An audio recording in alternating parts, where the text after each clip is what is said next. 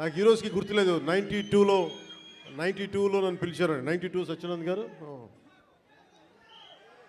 అంటే నేను ఏమవ్వాలి అనుకునే పరిస్థితుల్లో చిరంజీవి గారు నన్ను వీడు ఇంట్లో ఉండి పాడైపోతున్నాడు, ఇంట్లోంచి బయటికి వెళ్ళేవాడు కాదు.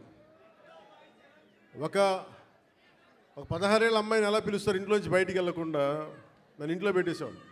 నాకు వెళ్ళాలంటే ఇట్లా ఉండేవాడిని కదా అప్పుడు. అలాంటి నన్ను తీసుకెళ్ళి వీడికి ఏదో ఒకటి ఇంట్లోంచి పడేస్తే తప్ప వీడు ఏదో నేర్చుకోవడం చెప్పి ఆయన పిలిచి నన్ను విశాఖపట్నం పంపించారు. అలాగే విశాఖపట్నంతో నాకు పరిచయం. అలాగే మన ఉత్తరాంధ్ర ఆటపాట బై బై ఏ బంగారు బాయి చెరువు కాడ బోరింగు నభో నభో నబరిగజలు ఎత్తుకొలుసులు ముక్కు పొడకలు నడుము సన్న నాగరాలు ఎవరు కానీ బాగోతో అబో అబో అబో అబో బేడ పరక టిక్కటి. ఇవన్నీ ఎక్కడి నుంచి వచ్చినాయి నాకు అంటే, ఎదుగో ఆయన పుణ్యం. ఉత్తరాంధ్ర ఆట పాట నా గుండెల్లో నా అణువున నింపేశారు.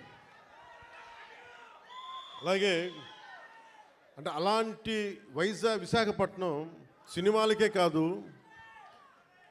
ఇదే నోవాటెల్లో